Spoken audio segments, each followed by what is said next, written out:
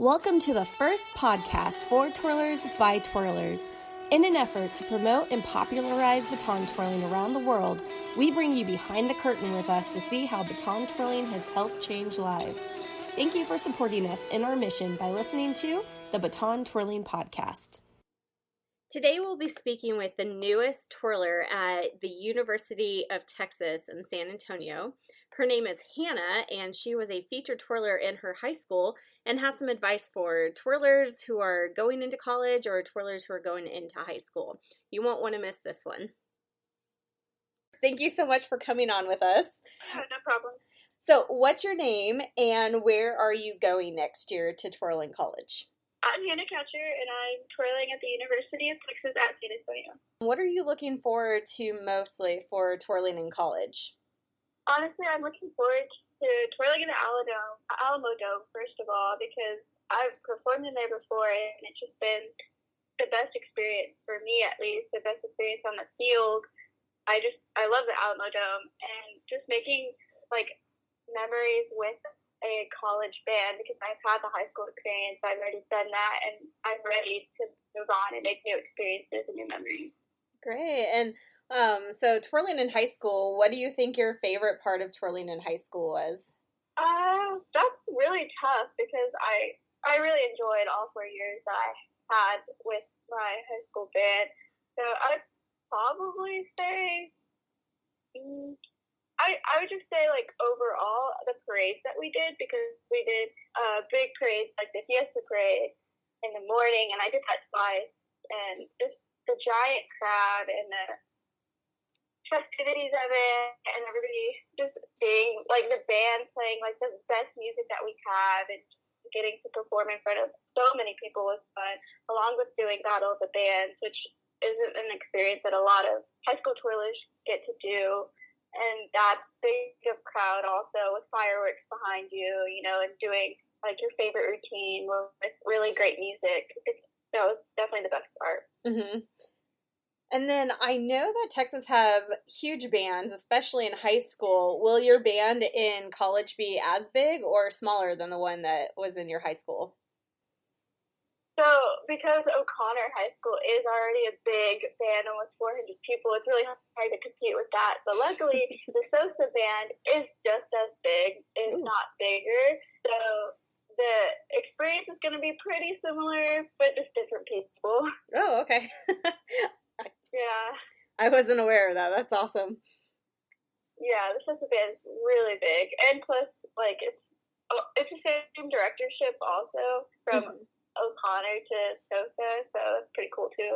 Oh, great. Do you have any advice for any high schoolers who are currently in high school, or any high schoolers that are, or I guess any middle schoolers going into high school? And you can answer both questions if you'd like. Okay, well, I guess for middle schoolers going into high school, twirling or not, just not being so shy and fearful, because I think that was something that really worked out in my favor. I know a lot of people, whether on the field twirling or just high school experience in general, being shy and timid isn't going to make freshman year easier, I guess. And I made a lot of my friends because I was a really outgoing person, and twirling just kind of makes you stand out already. In the band, you can't really hide with that sparkly costume on. You might as well own the whole look of who you are, instead of being shy and, not really letting you be the best you can be on the field and stuff. Yeah, I agree. I would say that band in both high school and college, they were both like my family. And so when I left college, I was like, where do you get that again? This is so crazy. There was always somebody around. And so, yeah, I definitely agree. Yeah, exactly. And then if they're already in high school and planning to go to college, what advice would you give to them? That's tough for me, because I haven't really, this is where I think I struggled the most in high school, is, getting into high school is the easy part, but now, leaving and trying to move on, I think is the tougher part. Mm-hmm. Because, with senior year, there's so much going on. you're in high school, but you're trying to make that transition and trying to balance twirling with everything that's going on around you is something that's really difficult, and that's definitely something I struggled myself, with. But I would just say try to just find that perfect balance of doing everything that you love to do in high school, getting those last memories in, but then trying to maintain twirling. I personally didn't compete this year, but I held on to the twirling, like going and teaching little girls and making sure that I was perfecting everything I needed to do for college to be able to twirl in college, and so you just have to find what works out for you and not trying to do everything at once. Mm-hmm. And then I know that the process for some colleges are similar, but some are also different. What was your tryout process for trying out to twirl for UTSA? So at UTSA, what happened was that we just had to have our own routine, and it was a really simple process, actually. We just went in individually, did the routine for the coach, and then for Michael and Alexis, who were twirling there last year.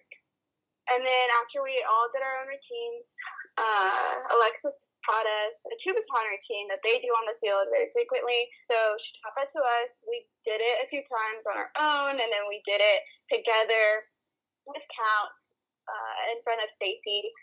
And then we learned the fight song and then a parade routine that they do. Mm-hmm. And we recorded those routines, and we sent them back to Stacy. 2 weeks. We had 2 weeks to do that, and then send them back, and then we got to find out if we made Twirler or not. Oh wow! So that's like a 2-week process. That's very interesting. Yes. So it was a long process. Yeah. So are you going to be twirling with any other twirlers on the field? Yeah. So Alexis is the feature at UTSA next year, and then I will be twirling with another twirler named Caitlin. I believe she's from Temple. I haven't really got to know her that well yet, but... you'll definitely get to know her. Thank you so much for talking with us and talking to the baton twirling world about twirling in college and the tryout process. And good luck next year, and let us know if you need anything. Yeah, thank you so much. Yeah. No problem. I love talking on here with you. No problem. Thank you again. Yeah, I'll talk to you soon. Yes, bye. Bye. Thank you again for listening to the Baton Twirling Project podcast. We hope you enjoyed today's episode. Don't forget to subscribe to be the first notified of future episodes so you can stay up to date with baton twirling news. Make sure to leave us a positive review on iTunes to help us reach more and more people about baton twirling. If you'd like more information about baton twirling in your local area, email us at batontwirlingpodcast@gmail.com. Again, thank you so much for listening and being here. It means so much to baton twirlers everywhere. We'll catch you next time.